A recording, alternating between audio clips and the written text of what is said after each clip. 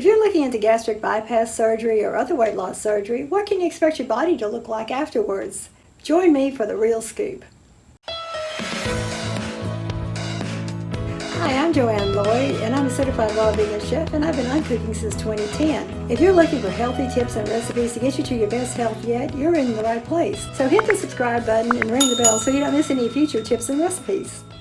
I had gastric bypass surgery in 2006, and I lost about 100 pounds, and then I further went on to lose another 30 pounds by adding more plant-based food to my diet. Watch this video to learn more about my story. Today I'm going to talk to you about the gastric bypass pros and cons, what they don't tell you, and what I wish I knew. What can you realistically expect your body to look like after such rapid weight loss? Don't forget to download a free 5-day meal plan in the description below. So what are some of the common unrealistic expectations you might have? Well, a lot of people think they're going to have that perfect body, that is going to be perfectly toned, and everything will just snap back. Well, that's not so much true. Imagine a balloon that you have blown up for your child's birthday party. Then they start popping them at the end of the party. That's what they usually do. And you notice those balloons do not go back to its original size. And it won't. Neither will your skin, once it has been stretched out for so long, go back to its original form after you've lost the weight loss. Your fat will be gone, but the skin will be. And the only way to get rid of that would be surgery. And that's something that's up to you to decide whether it's for you or not. Be sure to stick around to the end where I show you how I enhance certain features and distract from other features. Now, let's go on the positive side. What are some realistic expectations? Well, number one, you have to go into it with the idea that you're going in for better health and longer lifespan. You will probably be able to get off many of your medications, if not all. You'll just have an overall better health, better stamina, better energy. You'll be able to do a whole lot more, especially if you're younger and you have young children around. And if you're grandparents, you're going to be able to do a whole lot more with your grandchildren because, they like to run around. As for me personally, I no longer have nearly the back pain I used to have. I used to have severe lower back pain. Also, I don't have knee pain at all. I used to have knee pain where it hurt so badly just to kneel on my knees. I can do that now. I have virtually none. Also, I no longer have IBS. I had that really badly when I was overweight, but now it's completely gone too. Oh, and I also had headaches just about every day. Just about every day I'd have headaches. I was hooked on ibuprofen. I kept it in my purse all the time.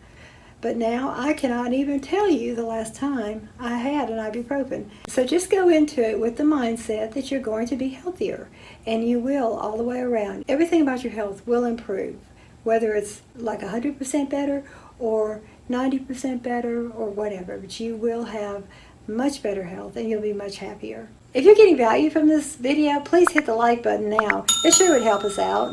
One thing too that is very important, I didn't do it for several years because it just didn't occur to me, is to have a medical alert bracelet that you wear, especially when you go out. I don't necessarily wear it around the house because my husband's here and he can tell anybody anything that needs to be told.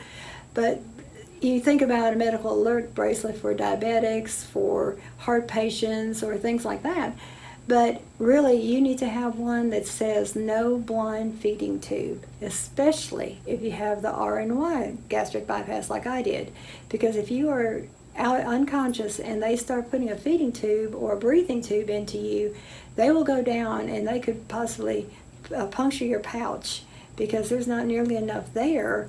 That could cause a whole lot more damage than what you're going through already. Watch my video for more pros and cons on RNY gastric bypass surgery. So some of the areas for me that I am very self-conscious about and I'm not crazy about, number one is my arms. I have this loose skin under here, which it could be, I could have surgery to have it removed, but it's not really causing me any problems, so other than looks. So I just decided not to do it.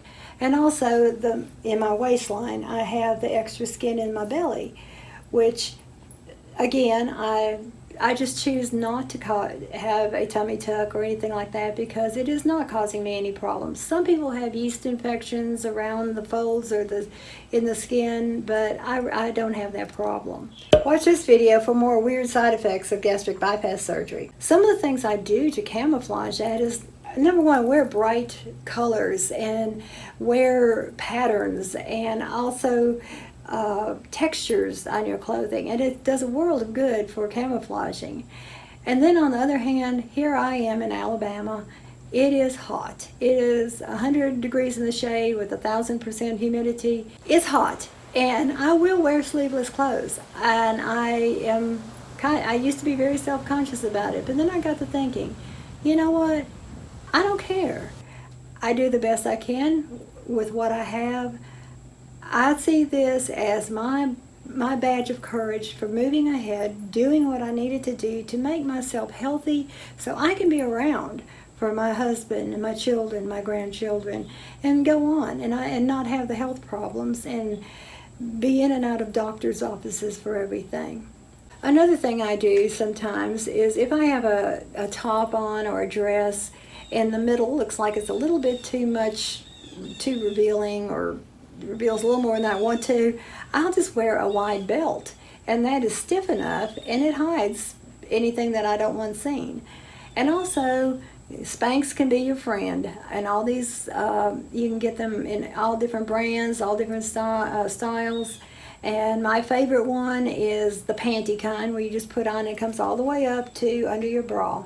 And it just keeps everything smoother. And I wear those with my clean-ear dresses. And it doesn't make your body perfect, but it does help. And it makes things easier to wear. And you feel more self-confident. What is your greatest concern about your outcome? Let us know in the comments below.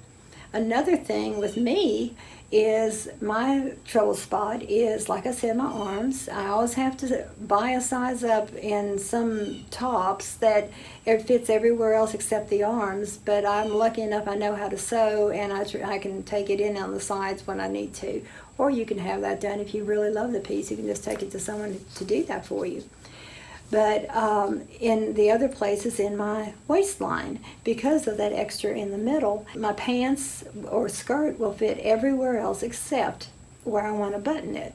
So if I can zip it, but I just can't button it, all I do is I take a rubber band, loop it through your belt loop, and then hook both loops over your button. And that gives you an extra stretch there in your waistline. And I always wear my tops over the top anyway, so no one ever knows the difference. So that's just some of the things that I do to help with me and my indiscrepancies that I have in my body.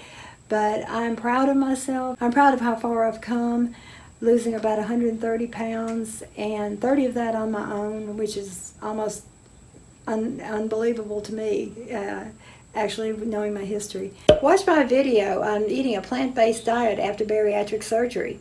But you can do it, and it's something I never have ever regretted.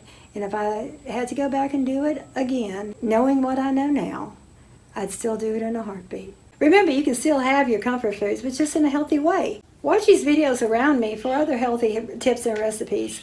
Thanks for watching. Bye-bye.